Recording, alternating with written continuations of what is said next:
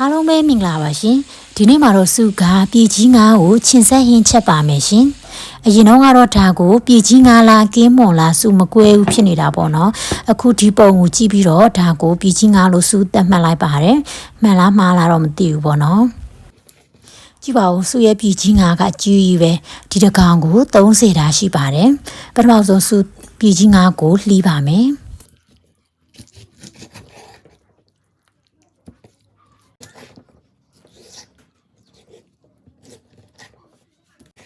ပြည်ကြီးငါးကအသားထူတော့လေပုံဖော်လို့ရတယ်နော်ပြည်ကြီးငါးကိုပုံဖော်မယ်ဆိုရင်အတွင်းဘက်ကနေပုံဖော်ရမှာပေါ့နော်ပြည်ကြီးငါးကပြုတ်လိုက်ရင်ခုံးတက်လာတာမို့လို့အတွင်းဘက်ကနေပုံဖော်ထားမှအပွေကပေါ်တာအပြင်ကနေပုံဖော်ထားမယ်ဆိုရင်ပြုတ်လိုက်တဲ့အခါကျတော့အပွေကအတွင်းဘက်ကိုရောက်သွားလို့ပါစုကတော့ခုလိုမျိုးဆောင်းဆောင်းလေးလှီးပြီးတော့ပုံဖော်လိုက်ပါတယ်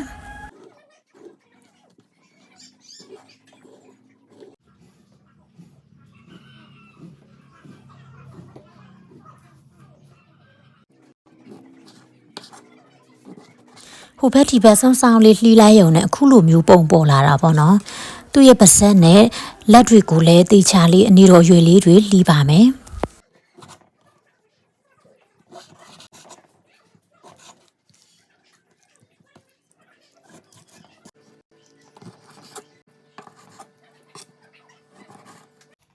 ခုဆိုရင်တော့ပြည်ကြီးငါးတွေအားလုံးလှီးပြီးသွားပြီပေါ့နော်အဲ့တော့အနက်မညှိအောင်လို့စားလက်ဖက်ရည်စောနဲ့တစောနဲ့ဂျင်းထောင်းထားတာလေးကိုရေညှစ်ထည့်ပြီးနေပြီး9မိနစ်လောက်နှက်ထားပါမယ်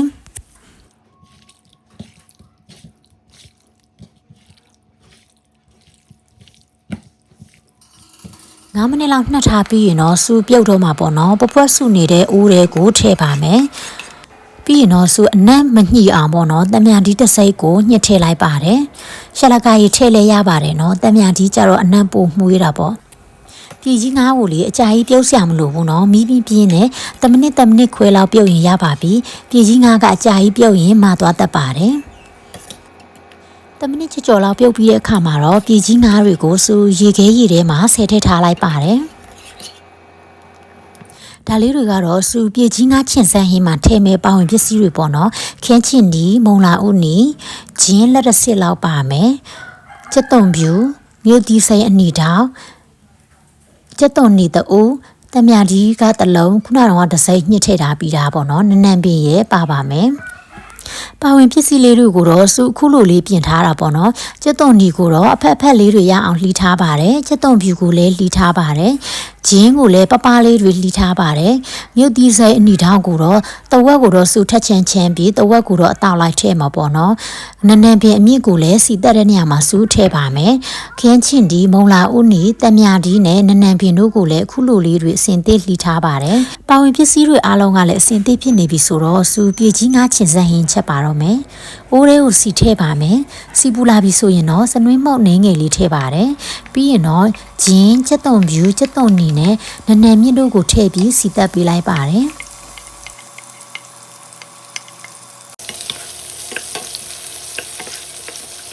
စီတက်ထားတာအနက်မွေးလာပြီဆိုရင်တော့မြုပ်သည့်အစိမ်းမုတ်အယောင်တင်မုတ်ကိုဟင်းခတ်စောနဲ့ဇွန်တဝက်စာလောက်ထည့်လိုက်ပါတယ်ရှင်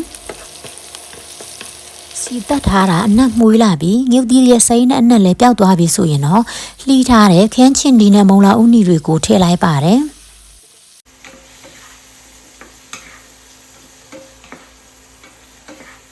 ရတာတော့ကိုတော့စက်သားမဟုတ်နေငင်နဲ့ငန်းပြရည်ဟင်းခတ်စောနဲ့တစွန်ထည့်လိုက်ပါတယ်ပြည်ကြီးငါးမကစားနေတာပြီးသားဆိုတော့လေအငန့်ကိုအများကြီးတော့ထပ်မထည့်တော့ဘူးပေါ့နော်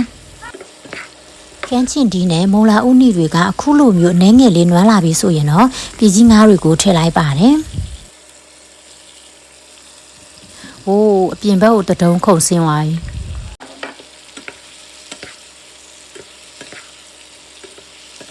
ခဏလောက်မှုပြီးရင်တော့ငုတ်သီးစိမ်းတွေကိုလည်းထည့်လိုက်ပါတယ်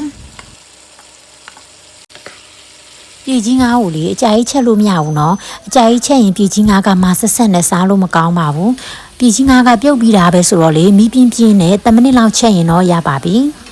ခုလောက်ဆိုရင်တော့ရပါပြီမီးလေးပိတ်ပြီးတမြန်ဒီတစ်စိမ့်ညှစ်ထည့်လိုက်ပါမယ်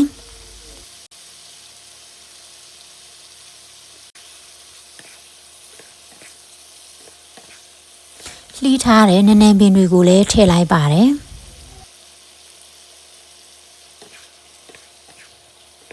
ခုဆိုရင်တော့ဟင်းရဲ့အနက်ကတော့မှုေးနေတာပဲအရသာကိုမြည်ကြည့်ပါမယ်အရသာအပေါ်အငန့်အချင်းကိုတော့မမိစိတ်ကြိုက်လို့တို့ပြင်ဆင်ပေါ့နော်အရသာကလည်းအနီတော်ဖြစ်ပြီဆိုရင်တော့စုရဲ့ပြည်ကြီးငါကျင်စက်ဟင်းကတော့ရပါပြီရှင်ကျင်စက်ရတာကိုမှတံမြန်နဲ့မှုလေးနဲ့အရန်ကိုမှစားလို့ကောင်းပါတယ်ပြည်ကြီးငါကြိုက်တဲ့သူတွေလိုက်ချက်စားကြည့်ကြနော်